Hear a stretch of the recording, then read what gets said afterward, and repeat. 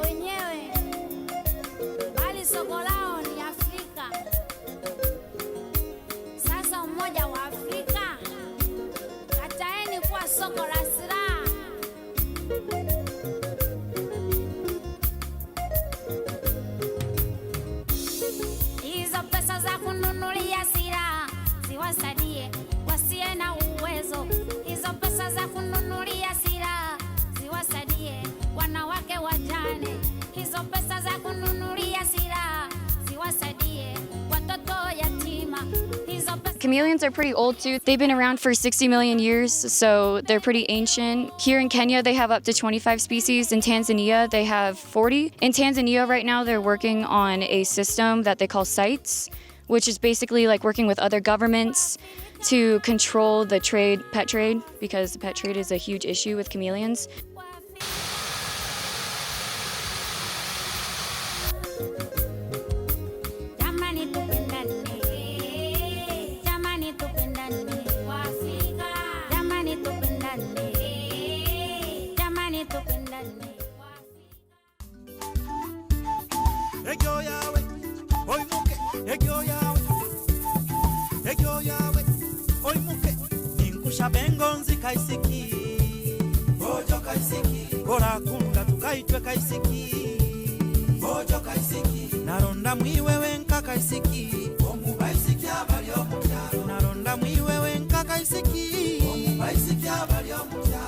Watanashati wa mjini MC HB ngoma ya jiji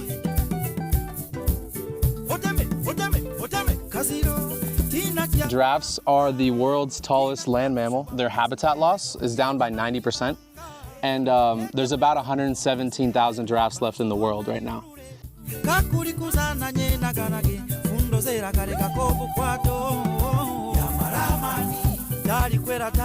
Secretary birds are monogamous, so they mate for life around 3 years old. I think this one's an adult. They mate for life and they do everything together. They hunt together, they build upon their nest together year after year. The biggest conservation effort I found for secretary birds is actually in South Africa, but a similar approach could definitely be useful in Kenya, and that is making species distribution models.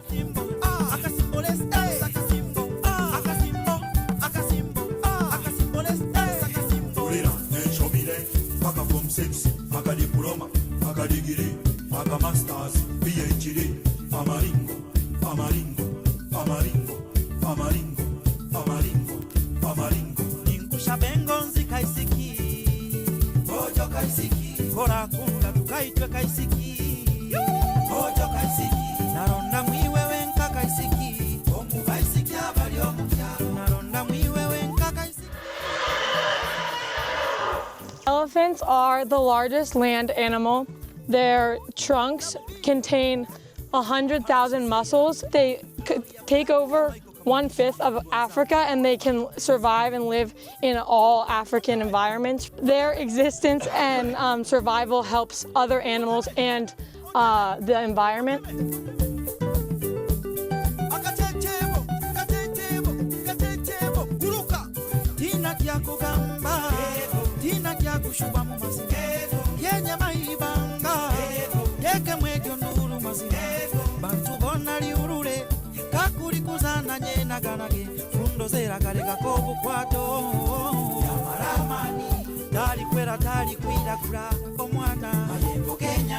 maisho g'omwana gayanga kutekana mutima gwange gwayanga kulundana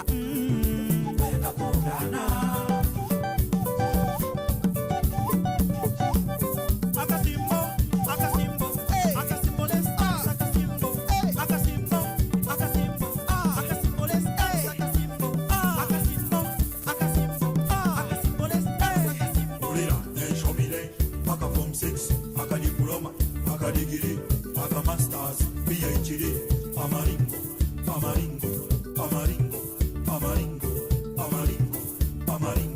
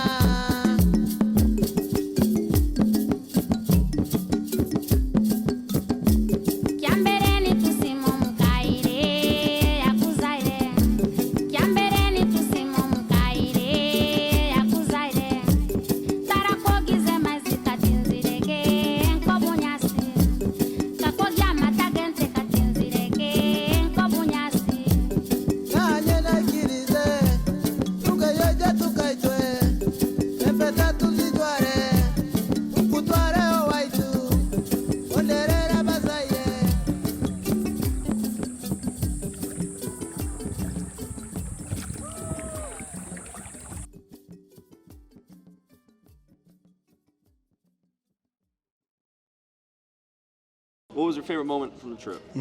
So my favorite moment from the 2026 Kenya trip was swimming and wading through the mangrove forest at sunset. On our first night safari in Lumo Conservancy, we were like riding off into the sunset and we saw a lion at Lion Rock. When we had lunch and played with the school kids, it was cool like playing their games. Even though it was in Swahili and sometimes I didn't know what was happening, it was just like so much fun, and I feel like I got a lot of joy out of playing with them and just like being a little kid with them.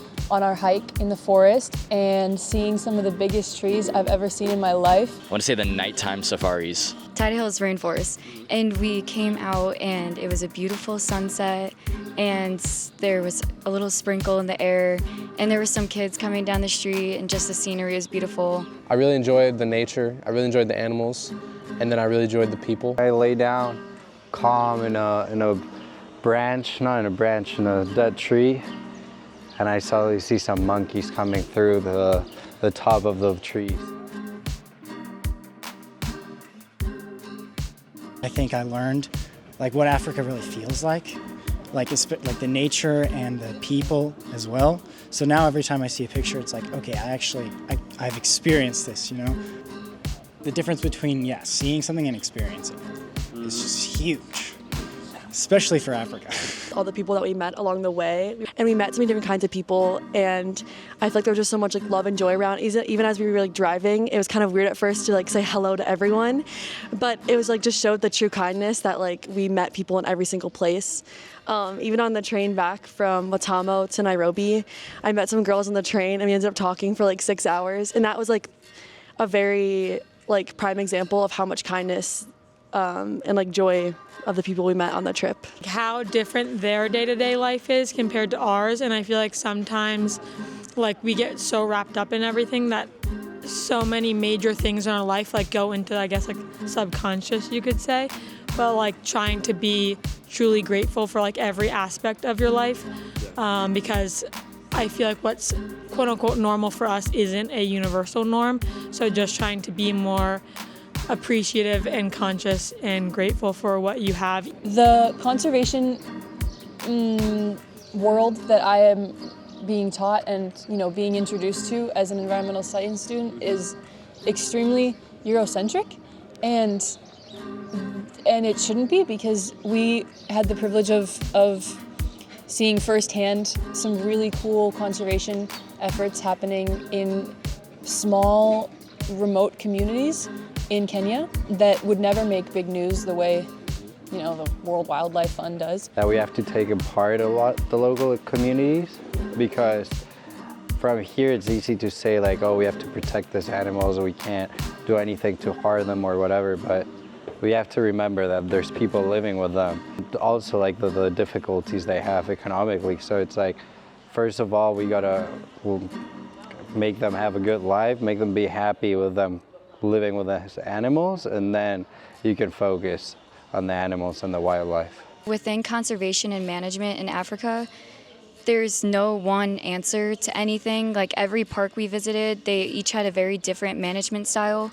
We got to see like what works and what doesn't, but I would say it's really hard to understand what works because each place geographically and just like the people are different, and rules are different, the government's different. So it's there's a lot of hard answers to how we solve things. There's a lot going on with management specifically, and it's important to explore all aspects. I've found a gratitude with it, from the trip, just that how lucky we are to be able to travel and see another way of life. I noticed that they were the gratitude they had that some of the people had in their own lives, and just how they could, even though you could see that some of these people had some struggles, they still found an appreciation within their own lives, and that I appreciated that. I think a shift in perspective and a really good analogy we saw there is when we saw the Big Dipper. Since we were in the southern hemisphere, it was actually upside down. It was kind of like flipping your entire perspective upside down when you moved down there. There was some sort of feeling in the air when you were in the towns, when you were talking to people and the locals. It felt somehow more human. You felt very connected to the people, even though even though the whole living situation and all that you have is relatively different. It just really flips your perspective where it's like there's a lot more out there to do than just being in school and worrying about your next test.